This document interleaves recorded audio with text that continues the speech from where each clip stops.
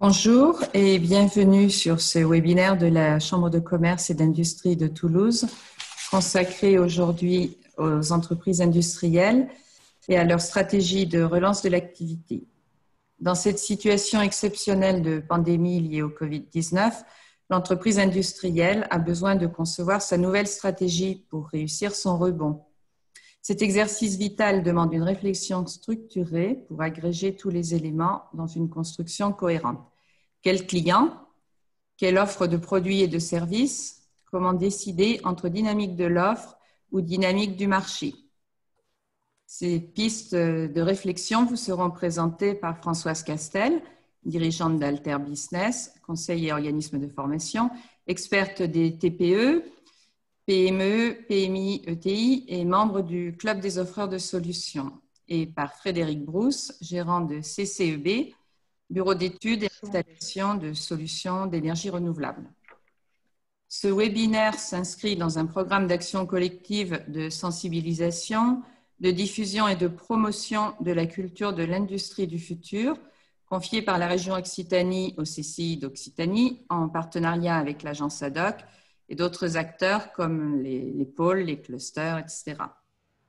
En février dernier, la région Occitanie, avec le soutien de l'État, a lancé un dispositif appelé Parcours Industrie du Futur, destiné aux PME et ETI industriels du territoire, afin de leur permettre de s'engager dans un processus de transformation significatif vers l'industrie du futur. Ce programme régional prévoit l'accompagnement de 400 TPE, PME et ETI, accompagnés par les offreurs de solutions. N'hésitez pas à revenir vers nous pour toute information sur ce sujet.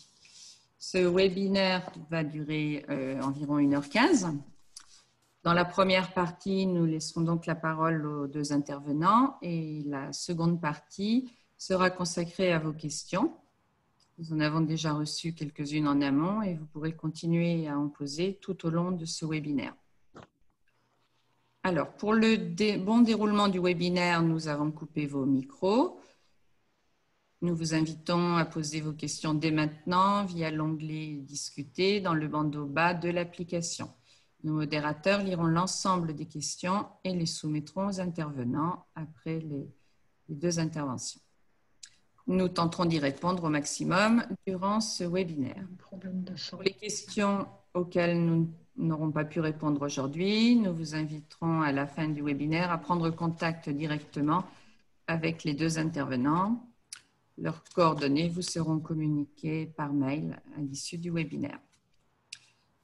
D'autre part, pour toute question liée aux mesures d'aide en lien avec la crise actuelle, vous pouvez vous connecter sur le site de la Chambre de commerce et d'industrie de Toulouse-Haute-Garonne. Donc, une page dédiée à l'ensemble des mesures est disponible sur la page d'accueil. Donc, je vous rappelle l'adresse www.toulouse.cci.fr. Vous trouverez également sur le site de la CCI de Toulouse une offre complète destinée à vous accompagner durant cette reprise. Un check-up complet à réaliser en ligne pour faire un bilan de votre situation, vérifier que vous avez bien mobilisé toutes les ressources possibles pour relever votre activité. Vous y trouverez également des fiches pratiques, des tutos, des replays de tous nos webinaires. Et donc, je vous invite une nouvelle fois à vous connecter sur le site toulouse.cci.fr. Pour toute demande particulière liée à la crise sanitaire, vous pouvez solliciter la cellule de crise mise en place par la CCI de Toulouse, soit par mail, celluledecrise@toulouse.cci.fr ou par téléphone 05 61 33 66 50. Une équipe de 25 conseillers est à votre écoute du mardi au vendredi de 8h30 à 17h30. Alors, sachez également que le Facebook Live est enregistré. Vous pourrez donc consulter le replay à tout moment sur la page Facebook de la CCI de Toulouse.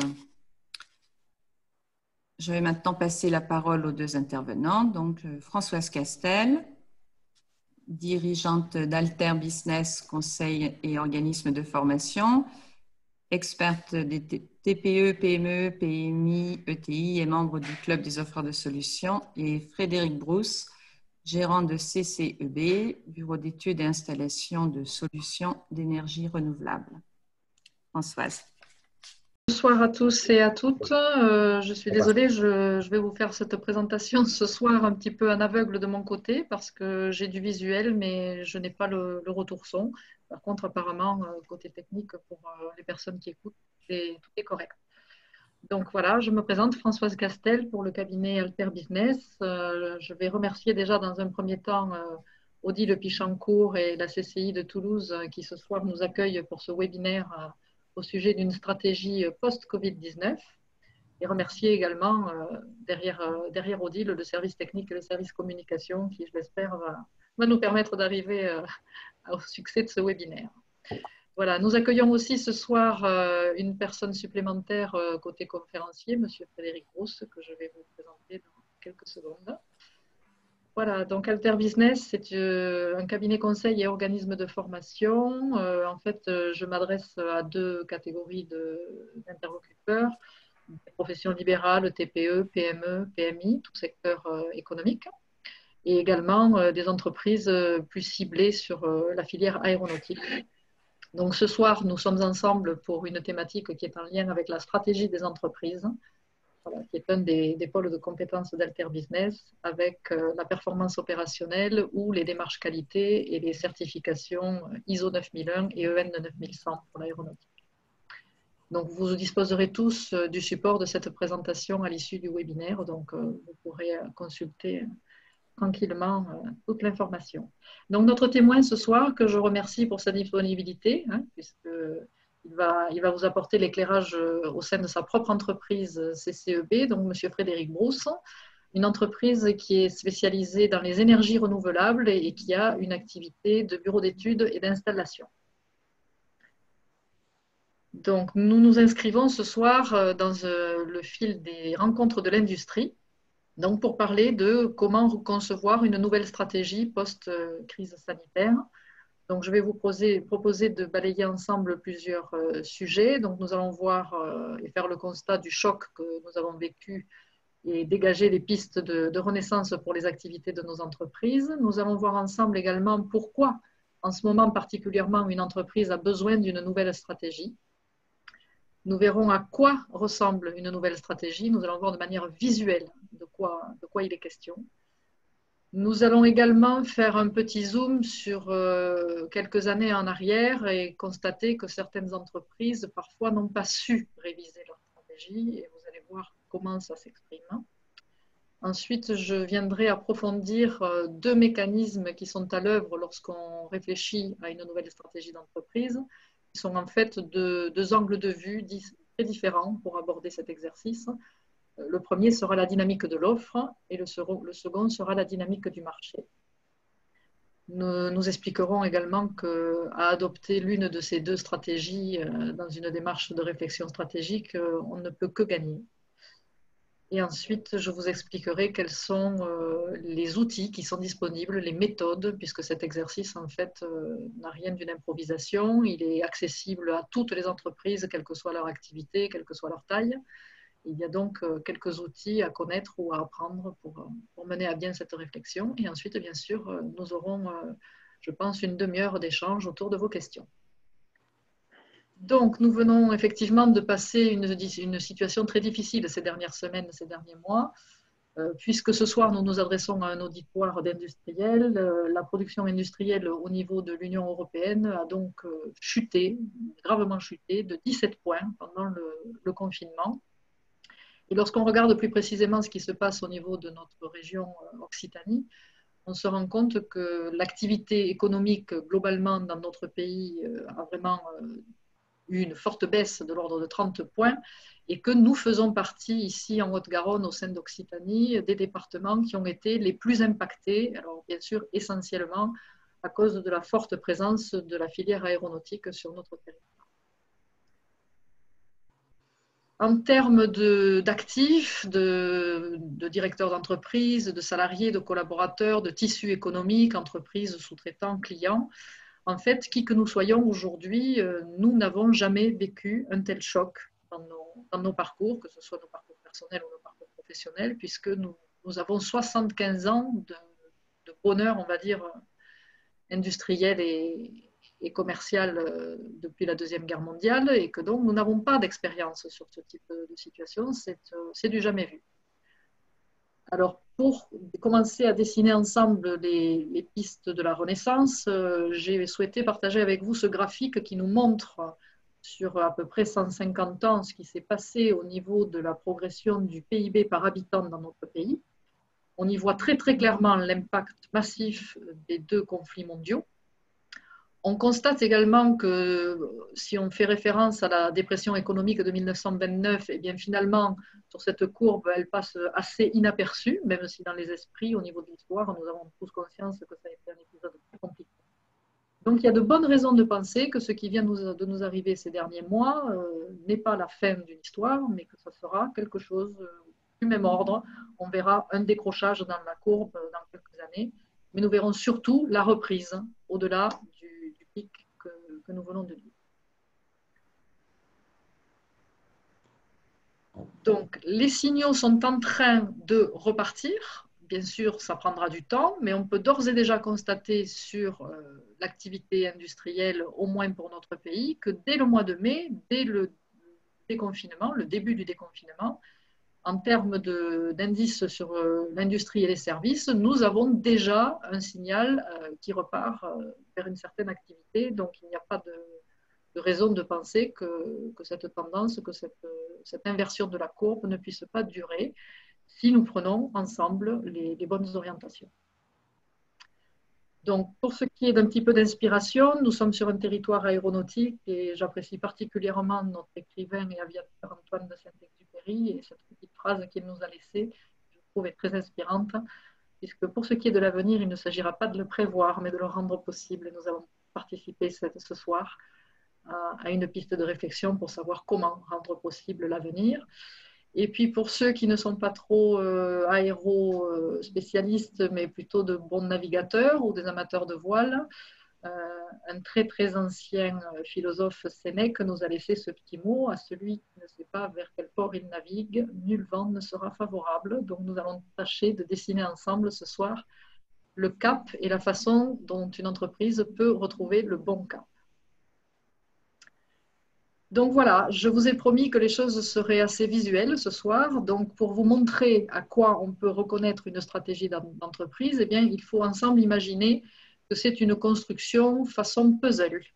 Donc un puzzle dont on va explorer très rapidement les briques ce soir autour d'un exemple totalement virtuel que nous avons choisi avec Odile et son équipe. Nous allons imaginer que nous raisonnons autour d'une entreprise de mécanique industrielle. Et donc, dans ce puzzle, nous allons voir qu'il y a des composantes de nature quoi. Donc, que fait l'entreprise de mécanique industrielle? Quelle est sa proposition en termes de produits et de services? À qui va-t-elle s'adresser? Donc, nous allons avoir derrière, bien entendu, la question des clients, de la relation que l'entreprise tisse avec ses clients et de la façon dont elle distribue ses produits vers les clients en question. Nous voyons que dans la stratégie, il y a également un bloc qui est autour de la question de comment je fais, comment en fait je mets face à ces clients les 10 produits et les 10 services. Il va falloir bien entendu activer un certain nombre de ressources au sein de l'entreprise, dérouler un certain nombre d'activités et s'appuyer sur un certain nombre de partenaires. Et bien entendu, tout ceci, en filigrane, s'accroche à une notion de rentabilité de l'entreprise industrielle que nous allons imaginer. Et cette rentabilité découle de deux autres briques qui sont d'une part la structure de coûts avec laquelle l'entreprise déroule ses activités, déroule son exploitation, et les flux de revenus qu'elle peut escompter du côté des clients et des marchés auxquels elle s'adresse. Donc, le puzzle, nous allons lui donner deux caractéristiques absolument essentielles. Ce puzzle doit absolument être cohérent pour avoir une chance d'accompagner l'entreprise dans son développement de manière efficace. Mais surtout, c'est un puzzle qui est vivant. C'est-à-dire qu'une fois que vous déroulez ce raisonnement, que vous construisez cette stratégie, eh bien, ce n'est pas quelque chose d'acquis pour toujours. Il faudra accepter à intervalles réguliers de revenir questionner ce puzzle et de savoir s'il a gardé sa cohérence et sa pertinence pour accompagner l'entreprise un petit peu plus loin. Donc, c'est bien sûr un exercice de stratégie et cette stratégie doit garder aussi un fil logique avec ce que le dirigeant souhaite pour son entreprise. C'est-à-dire que le dirigeant, en général, a un projet qui lui est au moins personnel, si ce n'est collectif, au sein de l'entreprise en question. Et il n'est pas question que ces projets ne soient pas cohérents avec la stratégie élaborée ou avec une nouvelle stratégie. Nous avons deux pierres fondatrices derrière une stratégie, les atouts de l'entreprise. Donc, c'est une grille de lecture, nous verrons tout à l'heure, avec les outils qui permettent de mener cette réflexion. Cette grille de lecture regarde essentiellement l'intérieur de l'entreprise, mais il va falloir y combiner une deuxième grille de lecture qui, elle, va interroger surtout les attraits et l'environnement dans lequel l'entreprise évolue. À ce stade-là, j'ai envie de questionner notre témoin, M. Brousse, ce soir, et de lui demander pour l'entreprise CCEB, au moment de ce confinement et dans les semaines qui ont suivi, est-ce que vous pourriez partager avec nous les questions sur lesquelles vous êtes resté arrêté et qui étaient des questions de nature stratégique? Oui, merci, bonsoir. C'est-à-dire que nous, on avait nos clients, entre guillemets, historiques, avec qui on tisse certaines habitudes. Et la question principale, c'était est-ce que notre activité va chuter? Est-ce que notre chiffre d'affaires chutera sur nos clients? Donc, nous, on fait beaucoup de climatisation, de pompes à chaleur, des énergies renouvelables. Donc, que ce soit en bureau d'études et en installation. Ce raisonnement, cette recherche qu'on a pu avoir, c'est est-ce qu'on a besoin de trouver de nouveaux clients dans d'autres systèmes, alors que ce soit des systèmes de chauffage, dans le gaz, dans le solaire, le sanitaire, la plomberie, éventuellement, où on a des compétences, mais on ne les utilisait pas parce que ce qu'on faisait auparavant nous suffisait. Donc, on a décidé de voir si on pouvait exploiter nos compétences sur ces nouveaux clients et d'accentuer notre offre de services sur le dimensionnement par le biais de notre bureau d'études. Voilà un petit peu comment on a pu raisonner pendant cette période. Je vous remercie. Donc, nous allons approfondir un petit peu maintenant l'aspect méthodologique derrière cette construction, ce puzzle. En fait, je vous disais en introduction qu'il ne s'agit pas d'une improvisation. Réfléchir à la nouvelle stratégie d'une entreprise, c'est quelque chose qui fait appel donc à des outils et à une méthode pour dérouler un certain nombre d'analyses. De ces analyses vont découler un certain nombre de notions qui seront hiérarchisées, dans lesquelles le dirigeant ou son équipe dirigeante vont devoir poser des choix. Donc, voilà, je reprends la structure du petit puzzle que vous venez de voir il y a quelques minutes. Les couleurs sont restées les mêmes pour représenter le bloc du côté client, le bloc interne qui représente les produits et les services, le bloc de gauche qui représente plutôt l'intérieur de l'entreprise avec ses activités, ressources et partenariats. Donc, nous imaginons que nous sommes face à cette entreprise de mécanique industrielle que nous avons choisie comme exemple ce soir. Et en fait, cette entreprise, qu'est-ce qu'elle fait? Elle fabrique des pièces usinées, traitées, elle réalise éventuellement de petits assemblages.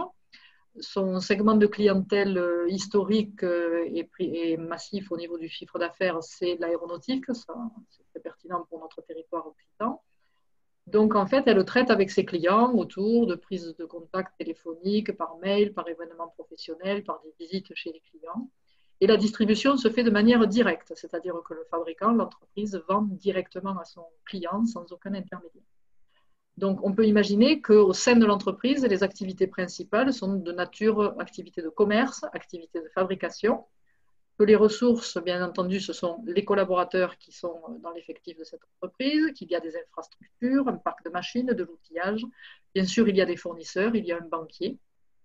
Et au niveau de la structure de coûts, on trouve par ordre de poids dans cette structure de coûts, une masse salariale, des achats de matières premières, peut-être des achats de sous-traitance, des investissements pour le parc matériel.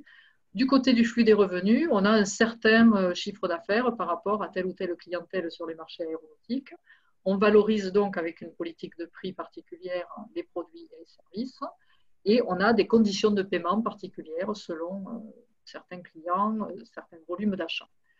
Donc, cette entreprise vient de passer la période que nous connaissons tous et est en train de dérouler une nouvelle démarche pour définir sa nouvelle stratégie, pour rebondir.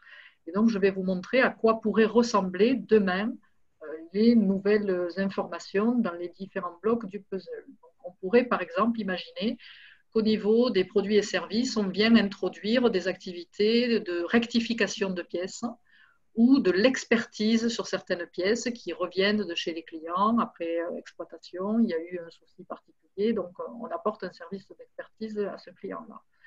On peut imaginer que du côté du bloc qui représente la relation au client et au marché, cette entreprise décide par exemple de se diversifier au-delà de la filière aéronautique et au travers d'une certaine analyse, décide qu'elle va aller toucher des clients qui sont plutôt dans le secteur de l'automobile, peut-être dans le secteur du ferroviaire, du maritime, donc toujours au niveau des transports.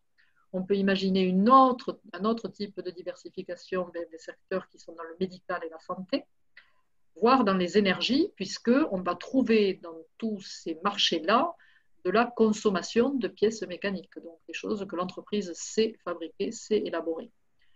On peut imaginer également qu'au niveau de la relation avec le client, on va au-delà de ce qu'on a pratiqué jusqu'à aujourd'hui et on introduit par exemple, au travers d'un site professionnel, d'un site vitrine avec un portail adapté, la possibilité pour les clients de faire de la commande en ligne. Ça peut particulièrement être pertinent si la commande vise des pièces qui sont standards ou des pièces qui sont en stock chez ce fabricant.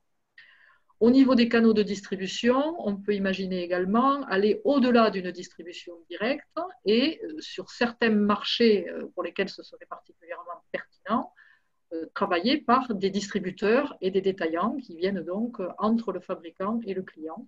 On retrouve bien sûr le e-commerce que je mentionnais juste avant au travers d'un site professionnel. Du côté de l'intérieur de l'entreprise, qu'est-ce que ça peut vouloir dire? Quelles vont être les résonances de ces choix qui auraient été faits pour diversifier l'offre de produits et de services et pour cibler de nouveaux marchés? Eh bien, on va peut-être avoir besoin de développer une activité de recherche et développement. On va peut-être avoir besoin de développer une activité d'assistance, de réparation sur les lieux de fabrication de l'entreprise ou peut-être même chez le client, in situ. On peut imaginer également avoir besoin de s'asseoir sur de nouveaux partenaires. Alors, au-delà des fournisseurs classiques et des banques, le réseau professionnel de l'entreprise peut être un partenariat intéressant, son syndicat professionnel aussi, dans une optique de faire connaître l'entreprise et sa nouvelle offre, sa nouvelle démarche. On peut avoir besoin de faire appel à des organismes de formation, justement parce que le fait de développer de nouvelles activités, de nouveaux services vers de nouveaux clients, eh bien, ça suppose également de travailler sur les compétences au sein de l'entreprise. Ah, excusez-moi, je suis allée un peu. Donc, cette planche-là, en fait, nous met en lumière que le travail de réflexion sur la nouvelle stratégie va venir faire apparaître dans les différentes composantes du puzzle que nous avons vues des éléments nouveaux.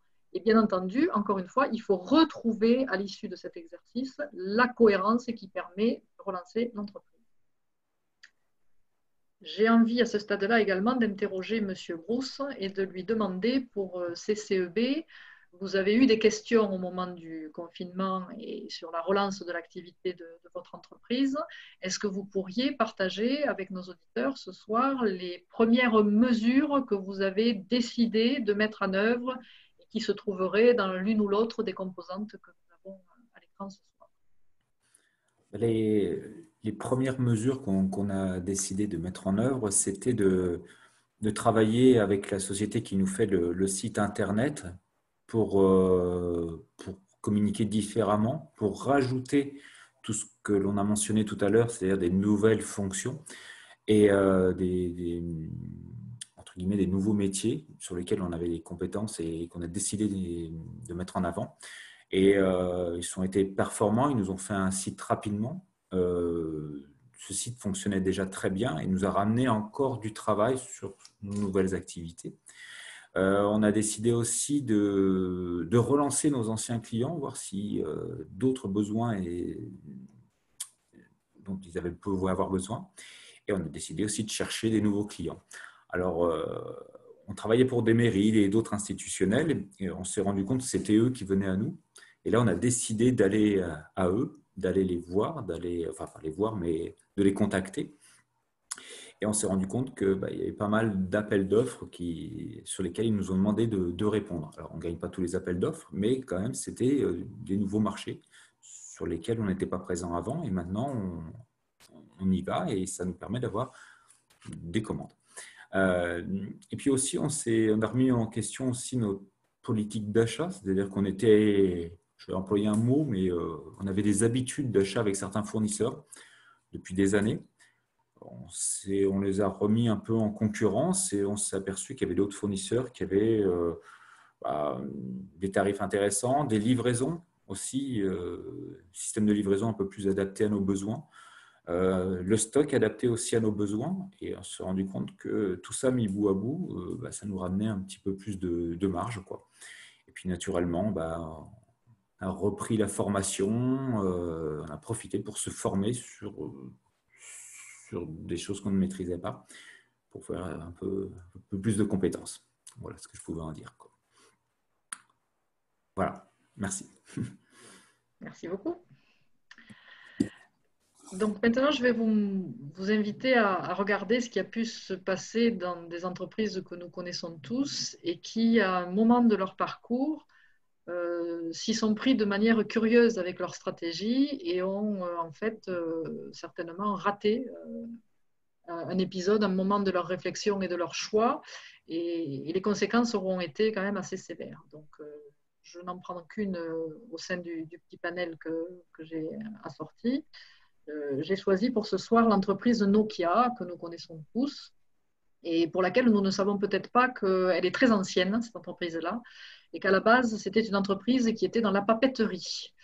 Et donc, au cours de son évolution, elle va choisir de se diversifier sur un certain nombre de marchés, vers un certain nombre de clients qui n'ont en fait pas grand-chose à voir avec la papeterie.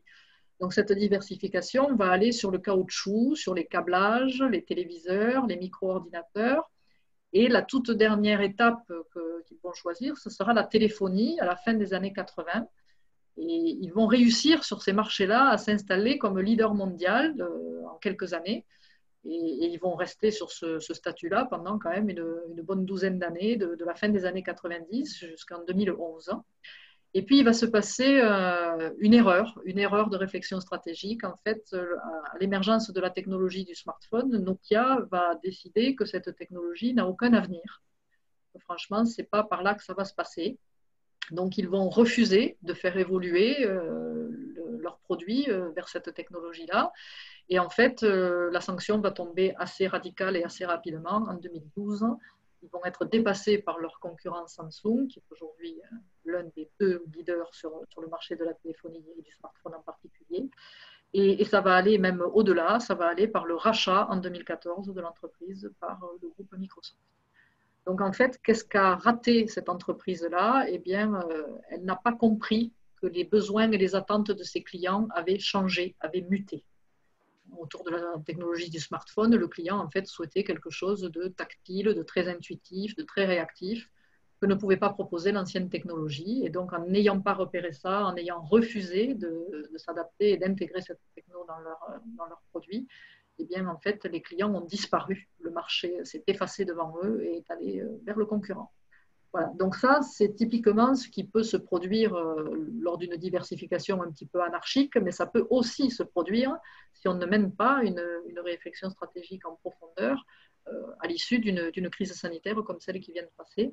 Il faut vraiment se poser la question sur qui sont mes clients à l'issue de cette crise. Est-ce que ce sont mes clients historiques, oui ou non? Est-ce qu'en fait, ces clients-là sont peut-être en train de changer leurs attentes et il faut absolument que je me questionne au sein de l'entreprise pour savoir comment je leur réponds. Donc, deux manières de s'y prendre. La première façon, ce serait d'aborder par la dynamique de l'offre. Donc, je vous propose de raisonner en collectif. Chacun d'entre vous, derrière l'écran ce soir, vous êtes en fait le dirigeant plus les collaborateurs d'une entreprise. Et vous allez tâcher d'élaborer votre stratégie en partant de l'offre. Donc, c'est la partie centrale de notre puzzle, hein, fonction colorée qu'on a vue tout à l'heure. Donc, si vous raisonnez à partir de l'offre, qu'est-ce que vous allez faire? Eh bien, vous allez interroger les besoins de votre entreprise. Vous allez chercher à vendre vos produits, vos services, à écouler vos stocks, à standardiser éventuellement votre production, à fixer votre prix de vente par rapport à un certain prix de revient, et également à essayer de faire aussi bien que vos concurrents. Et puis, vous allez dérouler des activités que vous savez et aimez faire. Donc, vous allez exercer vos talents, vous allez mettre en œuvre vos compétences techniques ou vos compétences interpersonnelles, vous allez nourrir vos centres d'intérêt au sein de l'entreprise et vous allez montrer que vous réussissez. Donc, ça peut effectivement fonctionner en raisonnant de cette manière-là. L'ennui, c'est qu'il y a un écueil possible. Il y a un piège derrière cette mécanique-là. C'est qu'il se peut, en étant centré sur l'entreprise et non pas sur ce qui est autour d'elle, que vous ne vous rendiez pas compte que le marché s'est réduit, qu'il n'existe pas ou qu'il n'existe plus. Et ça va se traduire par une érosion de la demande, donc la demande va faiblir, voire même va disparaître. Ça peut venir à la fois sur les stocks et sur les produits que vous fabriquez à la commande. Vous pouvez également voir une certaine obsolescence s'installer autour de vos produits et de vos services. Vous risquez de voir émerger des produits de substitution de la part de vos concurrents et autour de nouvelles technologies que les concurrents maîtriseraient. Du côté du client, vous pouvez également entendre des discours de rejet d'une certaine standardisation de ce que vous fabriquez, voire même autour du prix que vous pratiquez, qui peut subitement se retrouver être inadapté et le client vous dire qu'il attend un autre niveau de prix. C'est ce qui s'est passé par exemple pour l'entreprise Moulinex, qui s'est déclassée parce qu'elle n'a pas compris que les clients qui achetaient historiquement ces produits les voulaient moins chers. Ensuite, vous pouvez aussi passer à côté du fait qu'il y a d'autres marchés qui ont émergé, ils sont là, ils sont présents, mais parce que vous n'avez pas conduit l'analyse en question, vous ne les avez pas repérés, et donc vous ignorez que sur ces marchés, il y a des nouvelles demandes qui n'étaient pas là quelques mois avant, et que ces demandes pourraient trouver un écho avec vos produits et vos services. Peut-être que l'attente est plutôt sur des produits d'ailleurs dessinés ou fabriqués sur mesure, avec une certaine valeur ajoutée, c'est-à-dire ce qu'on appelle la combinaison entre le produit et le service, plutôt que de vendre séparément l'un ou l'autre. On peut également voir arriver une attente de partenariat commercial de la part de certains clients qui souhaitent en fait pouvoir participer à la conception de ce que vous fabriquez. Et puis, on peut voir évidemment émerger une concurrence et une concurrence pugnace et parfois très, très performante. Donc, la stratégie existe, le raisonnement par l'offre existe. Il faut faire très attention aux écueils qui peuvent se révéler derrière ce type de construction. L'autre optique serait de raisonner par la dynamique du marché. Donc là, en fait, on part plutôt de ces fameuses attentes du client, qu'on va appeler le marché. Et la stratégie de votre entreprise va à ce moment-là s'attacher à comprendre ce qui se passe sur un marché, de façon à décider ceux auxquels vous voulez vous adresser. Donc, on ne subit plus l'évolution du marché, on vient cibler un marché attractif sur lequel on sait que l'entreprise a des atouts. On vient également travailler ce qu'on appelle la différenciation par rapport aux concurrents. C'est-à-dire que vous êtes peut-être plusieurs à répondre à un même marché, mais il va falloir savoir qu'est-ce qui différencie votre entreprise de mécanique industrielle par rapport à ses concurrents. Vous allez apprendre à ajuster votre offre de produits et de services à ces fameux besoins. Il y a une technique derrière, une méthode. Donc, vous allez aller vers la satisfaction des attentes de vos utilisateurs. Vous allez faire acheter vos produits et vos services. Et vous allez être en position de pouvoir fixer des prix qui sont acceptables par le client. Et on ne peut que gagner dans cette dynamique-là. Pourquoi? Eh bien, parce que derrière la mécanique de l'offre, en fait, vous aviez surtout mis en exergue et travaillé autour de votre capacité à capter des opportunités, donc à savoir sentir ce que demande et attend le client, mais avec le risque évidemment de ne pas voir les mutations du marché, avec le risque peut-être de disperser les ressources dont vous disposez en termes de capital humain, votre équipe commerciale, votre équipe d'études, capital financier, votre capacité d'investissement. Et donc, si vous perdez ou si vous dispersez ces ressources de manière incohérente vers des marchés disparates, eh bien, à la clé, il peut y avoir une perte de rentabilité et peut-être même la perte de l'entreprise. Dans l'autre cas, par contre, comme le mécanisme repose sur une stratégie cohérente que vous avez élaborée et donc sur des marchés réels que vous êtes allé analyser, que vous avez choisi, eh bien, toutes vos ressources vont être concentrées sur réaliser le chiffre d'affaires sur ces marchés-là. Et donc là, vous mettez vraiment votre énergie sur quelque chose qui est concentré, qui est canalisé, vous ne vous dispersez plus. Ça ne vous empêche pas de prendre au passage des opportunités qui resteraient cohérentes avec votre stratégie, puisqu'elles seront arrivées à vous quasiment avec 0 ressources consommées, donc ça reste quand même un très bon fonctionnement. Et le risque, eh bien, je dirais que le risque, il n'est que positif, puisque en agissant par la dynamique du marché et en allant vers le client, vous allez développer de nouveaux talents, ceux que vous possédiez, mais certainement de nouveaux au passage.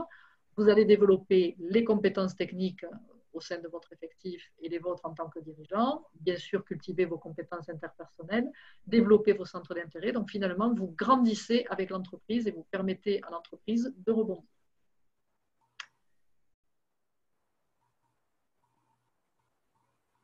Techniquement, lorsqu'on veut dérouler une nouvelle stratégie d'entreprise et qu'on s'y prend plutôt par la dynamique du marché, donc on a dit ensemble qu'il fallait surtout bien connaître et comprendre les mécanismes au sein du marché et donc en fait savoir comment se fait la prise de décision, la décision d'achat.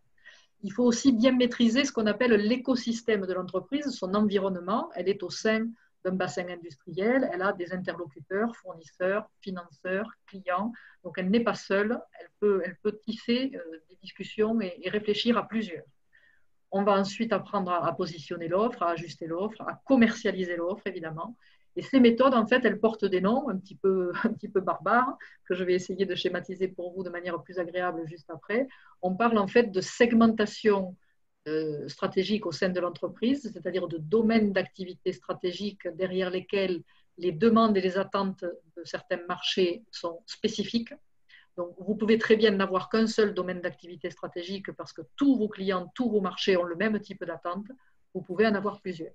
Ensuite, on procède par diagnostic. Je vous ai parlé tout à l'heure d'une grille de lecture interne et d'une grille de lecture externe. On travaille l'avantage concurrentiel, on travaille les facteurs clés de succès sur un certain marché, on segmente ce marché, on fait appel à des grilles de lecture qui s'appellent le PESTEL justement pour diagnostiquer les ressorts qu'il y a au niveau de l'environnement de l'entreprise.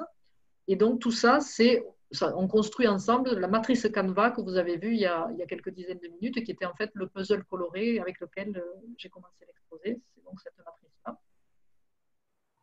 Donc voilà un petit peu la batterie de petits outils et de petites méthodes sur lesquelles on peut venir travailler. Alors ne vous affolez pas, il y en a plein, mais on n'est pas forcé de les utiliser tous. C'est en fonction de la typologie de l'entreprise, en fonction des besoins de l'équipe dirigeante à un instant T, en fonction des compétences qui sont déjà présentes peut-être dans l'effectif, qu'on va venir travailler sur un outil ou sur un autre. Le processus, ce sera bien entendu d'agréger et de décanter un certain nombre d'analyses pour aboutir à cette fameuse matrice Canva, donc à votre nouvelle stratégie cohérente, à laquelle on attachera un plan stratégique, c'est-à-dire qu'on va décider avec quel calendrier on va faire passer l'entreprise de sa stratégie actuelle à sa stratégie future. On identifiera les axes de la transformation, on les hiérarchisera et on les programmera dans un certain calendrier.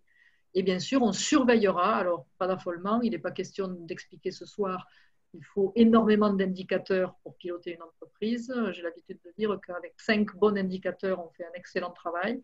Mais dérouler un plan stratégique de transformation d'une stratégie, ça suppose quand même de venir poser quelque chose de quantitatif, d'objectif, pour savoir si on progresse bien tel qu'on a prévu et tel qu'on a défini le plan stratégique. Voilà, donc à ce stade-là, peut-être que notre témoin pourrait témoigner de quelque chose qui est absolument essentiel. Vous l'avez compris, c'est un exercice rationnel que nous menons quand nous faisons une nouvelle stratégie, et c'est un exercice qui, par définition, prend du temps et demande de prendre du temps. Donc, j'aimerais peut-être que M. Brousse nous dise comment ça s'est passé pour lui et pour ses CEB, cette réflexion-là, l'amorce, le déroulé, et puis je pense que vous allez nous expliquer que c'est encore vivant, cette stratégie, elle est encore en train de progresser. Encore vivant, oui. Bah, disons qu'on est habitué à avoir entre guillemets, la tête dans le guidon quand on a une société. On est en permanence dans des habitudes et des certitudes. Puis un jour, il se passe l'événement qu'on a bien tous connu. Et là, on a décidé quelque chose un peu compliqué pour nous, parce qu'on n'est pas habitué, c'est de prendre du temps. Se dire, bon, ben, on arrête tout, on prend du temps, on fait une réflexion, on sort la tête du guidon et on va voir avec plusieurs intervenants comment on va réagir. Alors, l'important, c'est surtout de ne pas rester seul. C'est de rester en contact avec son comptable, de rester en contact avec la société qui s'occupe de la communication, et puis de se faire accompagner pour refaire sa stratégie, de se faire aider. C'est une formation que l'on fait avec beaucoup de méthodes, mais à partir de là, on apprend vraiment comment parler de l'offre du marché, ce que l'on peut aller chercher. Et ça prend du temps, mais c'est vraiment du temps qui nous a permis, nous, d'avoir des nouvelles visions. Et prendre du temps pour refaire sa stratégie, c'est vraiment bénéfique, quoi. Donc ça ne s'arrête pas aujourd'hui. C'est-à-dire que ce que l'on a commencé à faire il y a 2 mois, on le refera régulièrement. S'arrêter, se lever, regarder loin devant nous et dire qu'est-ce qu'on fait à l'avenir et surtout ne pas rester tout seul, quoi. Donc, j'invite vraiment tout le monde à prendre le temps de la réflexion, quoi. Et puis se faire accompagner, aider. Et je vous en remercie en tout cas de m'avoir donné la parole et pour tout ce que vous avez pu faire. Merci. Merci beaucoup. Donc, vous l'avez compris, ce temps que vous vous accordez, que vous prenez pour faire redécoller votre entreprise et pour lui la doter d'une nouvelle stratégie, c'est un temps où il faut s'extraire du quotidien et des opérations. Il faut ce temps de recul pour pouvoir faire un bilan de ce que vous aviez avant la crise et tenter de dessiner les pistes de cette nouvelle stratégie, de cette projection de l'entreprise dans l'avenir. C'est la seule façon en fait qui permet d'éviter les écueils que j'ai pu mentionner quand on reste centré sur l'intérieur de l'entreprise, centré sur l'offre et qu'on risque en fait de ne pas se rendre compte que le client est parti ou que le client attend autre chose. Donc les ressources qui sont autour de vous sont nombreuses et au premier rang desquelles des ressources matérielles, des ressources d'information, essentiellement au travers des comptables qui vous accompagnent, des institutionnels qui sont autour de vous dans le tissu occitan, des réseaux professionnels, des réseaux de cadres et de dirigeants. Également une ressource très importante, la formation. Donc vous entendez certainement beaucoup de publicité en ce moment autour de ce que peuvent proposer les OPCO, de ce que propose le gouvernement avec le volet du FNE. Donc tout ça, il ne faut pas hésiter à aller le mobiliser, puisque ce sont des ressources pour vous permettre à la fois de réfléchir et de faire monter en compétence le dirigeant et l'équipe dirigeante dans l'entreprise. Les financements, et là je pense qu'Odile vous en a défloré quelques éléments en introduction, mais il y en a de nombreux disponibles au niveau de vos banques, au niveau de vos pays, au niveau de la région. Voilà, donc une invitation, M. Brousse vous l'a certainement fait partager, à ne pas rester seul, parce que la réflexion est difficile, la réflexion prend du temps, vous l'avez compris, mais si vous la faites à plusieurs et si vous n'hésitez pas à ouvrir la réflexion à l'extérieur de l'entreprise, je pense qu'il y a une richesse à aller collecter et donc du coup une construction qui sera bien plus innovante, bien plus pérenne pour accompagner vos entreprises. Donc vous avez différents interlocuteurs là encore que vous pouvez solliciter. J'aime bien cette petite phrase formidable qui nous explique que tout seul on va certainement plus vite, mais qu'ensemble, on va beaucoup plus loin. Et ensuite, vous l'avez compris, le travail n'est pas fait une bonne fois pour toutes. Il va falloir rester vigilant, s'informer, de façon à être capable, à intervalles réguliers, de venir re-questionner, re-analyser votre stratégie, savoir si elle est toujours pertinente ou si elle doit évoluer. Donc là, c'est un travail récurrent. Grosso modo, on a l'habitude de dire qu'il faut au moins prendre le temps 1 fois par an pour revisiter la stratégie de votre entreprise. Voilà, je vous remercie pour votre attention. Je remercie notre témoin qui aura illustré ce qui s'est passé chez CCEB et je reste à l'écoute de vos questions. Donc là, techniquement, avec Odile, nous allons échanger via SMS puisque malheureusement, je n'ai toujours pas la qualité audio nécessaire. Alors, une première question. Est-ce que cette démarche n'est pas trop structurée et trop lourde, alors que l'entreprise est en difficulté et ses problèmes sont à court terme? Donc, Monsieur Brousse, qu'en pensez-vous? Je vais poser la question aussi par écrit à Françoise. Cette démarche a pris un petit peu de temps, mais elle est positive. C'est-à-dire qu'on se pose les bonnes questions. On ne reste pas dans son coin à, entre guillemets, se morfondre, de dire ça ne va pas, ça ne va pas, ça ne va pas. Non, là, au contraire. Prend du temps qui sera positif pour restructurer. Le but, c'est de sauver sa boîte, sauver les emplois. Le but, c'est de se dire, on va malgré cela se développer. Donc, oui, ça m'a pris un peu de temps, mais très honnêtement, c'est vraiment du temps de gagner hein. Par rapport à l'avenir. Je ne sais pas où j'en serais si je n'avais pas fait revu cette stratégie. Je pense que on serait dans d'autres difficultés.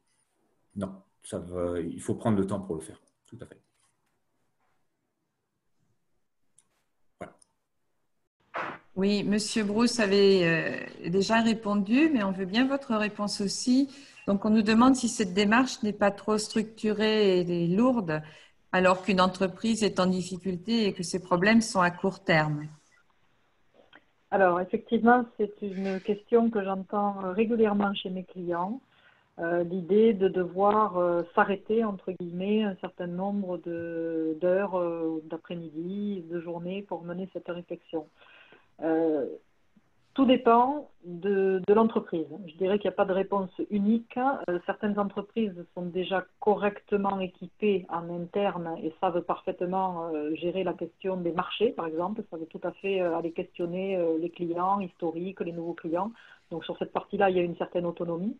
Par contre, il n'est pas évident que la construction de la cohérence autour de ce type d'analyse soit aussi intuitive. Donc en fait, au cas par cas, on va chercher avec le dirigeant à diagnostiquer les points sur la construction stratégique sur lesquels il est à l'aise et ceux sur lesquels il l'est moins. Et on peut du coup dérouler un accompagnement qui est customisé, qui est sur mesure, hein, en fonction de ce qui se passe sur une entreprise ou sur une autre. Donc il n'y a pas de réponse évidente comme ça, la brute de fonderie, c'est un peu délicat, mais il y a quand même quelques journées de réflexion, il faut être honnête, mais ça n'est certainement pas du temps perdu, parce qu'à la sortie, vous avez un outil qui est d'une puissance phénoménale pour accompagner le développement de votre entreprise. Une question pour Monsieur Brousse. Combien de temps vous a demandé la mise en œuvre de cette nouvelle stratégie? Combien de temps pour l'instant? On a peut-être, je me rappelle bien, on doit être à 6 ou 7 demi-journées, si c'est ça. Et j'en ai encore d'autres à venir. J'en suis demandeur de ces autres demi-journées. Parce que on apprend quelque chose que de nouveau. Et surtout, on sort, je me répète, hein, j'ai dit tout à l'heure, mais on sort de ses habitudes, de ses certitudes. Et on sort de sa zone de confort surtout. Parce que c'est une remise en question, mais je regrette de ne pas l'avoir fait plus tôt. Il a fallu un événement pour se dire on va refaire cette stratégie. C'est des heures, effectivement. Alors, peut-être qu'à l'avenir, ça sera une demi-journée par mois pendant mais je ne rechigne pas pour faire ça, passer beaucoup de temps encore dessus. Là, aujourd'hui, je pense que je dois être à une trentaine d'heures à peu près. Et une autre question toujours pour Monsieur Brousse. Qu'en est-il de vos collaborateurs? Comment avez-vous fait passer cette évolution de la stratégie et comment ça a été perçu? Donc, j'ai eu la chance d'avoir des collaborateurs qui avaient déjà des formations qu'on a décidé de refaire. Donc, on a été transparent avec tout le monde. Le but, c'était aussi que tout le monde garde son emploi et voire même qu'on puisse développer encore l'entreprise. Donc, tout le monde l'a bien accueilli. On va faire quelque chose de nouveau. Et puis, on a mis en place aussi un plan de formation pour tout le monde. Là, tout le monde repasse des habilitations électriques. Et puis, d'autres formations sont à prévoir pour l'automne. tout le monde y gagne finalement, quoi, hein. Donc, c'est vraiment bien passé de ce côté-là.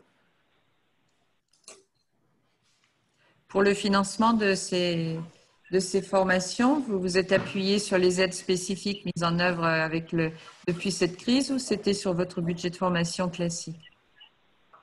Donc, on avait un budget de formation que l'on va utiliser, que l'on utilise. Et puis, on a eu aussi, avec la crise, il y a eu des aides pour les formations des salariés. Donc, on le fait, oui, bien sûr, bien sûr. On avait prévu dans tous les cas, tous les ans on se forme, mais on avait prévu les formations, et là, on les accentue. On les accentue, parce qu'on a de nouvelles perspectives. Donc, on va profiter. J'aime pas trop ce mot, mais on va se servir de ce qu'on peut avoir en termes de formation par les aides.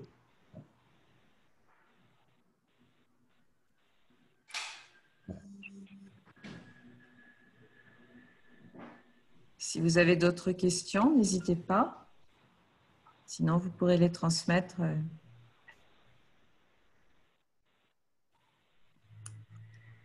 Non, pas d'autres questions? Françoise, peut-être quelques informations complémentaires? Oui, je rebondirai bien sur cette question des formations qui concernent l'ensemble de l'entreprise, les collaborateurs bien entendu, parce qu'ils ont besoin d'évoluer vers cette nouvelle stratégie et donc de la porter eux aussi. Mais pour le dirigeant, donc il faut pas oublier que les systèmes de financement de la formation dans notre pays, on a vraiment une chance inouïe. Tout le monde y a accès et il y a des solutions, quelle que soit la catégorie des personnels, y compris pour les dirigeants. Donc oui, c'est vrai, l'effort, il est sur le temps à dégager. C'est une question d'organisation, de gestion d'un temps différent.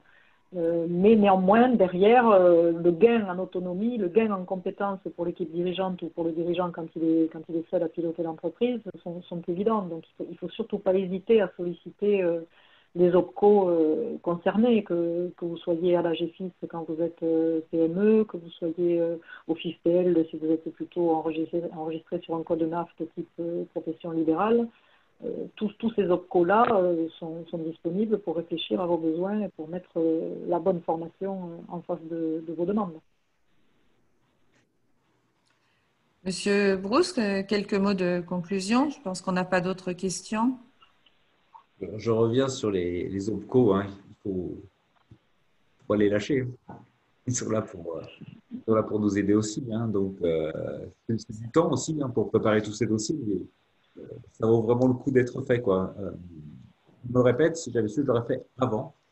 Et toutes ces formations sont mises en temps. Et voilà. En tout cas, moi, je vous remercie de m'avoir accueilli ce soir en tant qu'intervenant. Et merci à toutes les mesdames. Peut-être un dernier mot, Odile. Je pense que tu as introduit au début du webinaire les dispositifs que la région propose aux entreprises industrielles en particulier. Ne pas oublier qu'une réflexion stratégique s'intègre parfaitement bien, entre autres, dans le pass rebond et s'intègre aussi très très bien dans le parcours industrie du futur. C'est vraiment, la démarche peut être intégrée au dispositif très très facilement, donc il faut pas hésiter à vous solliciter, hein, à la région pour demander comment sont structurés ces dispositifs et qu'est-ce qu'on va pouvoir trouver comme piste de réflexion et comme solution pour demain. En tout cas, merci beaucoup. Merci à Pierre-Étienne, au service technique, de m'avoir débloqué la ligne audio. Je n'ai toujours pas compris ce qui s'est passé, mais j'espère que l'échange a été constructif pour tout le monde ce soir. En tout cas, c'était un plaisir pour moi.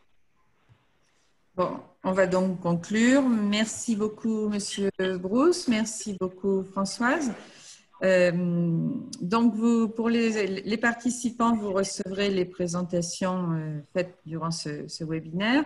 La vidéo est donc disponible en replay sur la page Facebook de la CCI. Le programme des prochains webinaires sur notre site toulouse.cci.fr. Je rappelle le numéro à contacter effectivement pour la cellule de crise et pour toutes les aides. Donc, que ce soit des aides de la région ou des aides de l'État, il faut passer par le numéro 05 61 33 66 50, qui est le numéro de la cellule de crise de la Chambre de commerce. Les conseillers de la CCI font le relais auprès des différents institutionnels, vous aident à monter les dossiers et surtout vous conseille sur toutes les aides auxquelles vous avez droit. Donc, on vous remercie. N'hésitez pas à revenir vers nous ou sur le mail, donc celluledecrise@toulouse.cci.fr. Bonne soirée à tous et merci beaucoup. À très bientôt. Bonne soirée. Au revoir. Merci beaucoup. Bonne soirée à tous. Au revoir.